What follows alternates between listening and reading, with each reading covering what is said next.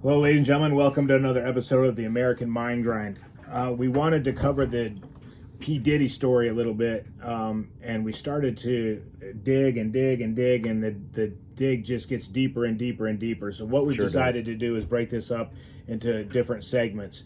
So today we want to kind of cover P Diddy, who he is, where he started, how he got everything going.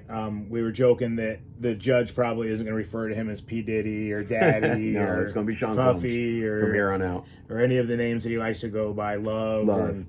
Or any of those things. He's not going to be Big Daddy in court. He is Sean John Combs, the name he was born to when he was born November 4th of 1969. And flower child. Maybe that year has a lot to explain of the problems he's going through. True. Maybe we'll have to check on some of those 1969ers. That's right. And see what they've got going on. Society was different back then, you know. Free spirits and stuff like that.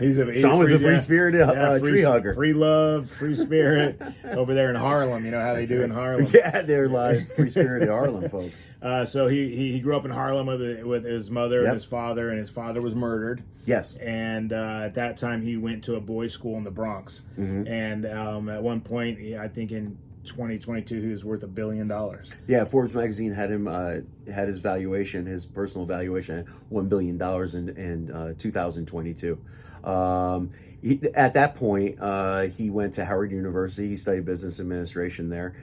He was running like weekly dance parties and a shuttle service to and from the school. And then he dropped out to pursue his internship with Uptown Records. Yeah, a lot of you who maybe might not be too familiar with him and how he got all his money and his early start. He has some real popular songs. I'll Be Missing You, which was about Biggie Smalls. About the death of Biggie Smalls, his friend Biggie Smalls. Which we'll cover that in another episode that they're saying that he was involved with. Victory, Show Me Your Soul, and then Mo Money, Mo Problems. Yep, I remember that one. It's more true for him now. Then he signed with Bad Boy Records. That he started in 1993. He was 24 years old. Yep. And he signed big names. He had Mariah Carey, Mary J. Blige, of course, Biggie Smalls that you talked about. Working with New Edition. Babyface. Things were looking really good for him at that point, you know. He had come up and he was a slam dunk success. I mean, he worked his way up quickly, very quickly. Yeah, so now he's things aren't so good for him now. No, right? Times have changed quite a bit. So everyone knows the stories out there. We'll dig deeper into this and get you more details. But we figure we just do an introduction to him today, and then we'll follow up with you guys next week. So now he's facing things like child trafficking and racketeering. And racketeering is basically defined as conspiring to commit multiple crimes using either murder, arson, or kidnapping. So this is pretty serious stuff. The RICO, he's being charged with a RICO charge. It's just unbelievable. And this thing starts long ago. So we're going to take a look back as far back as we're going to start with 1999 and the incident with Jennifer Lopez.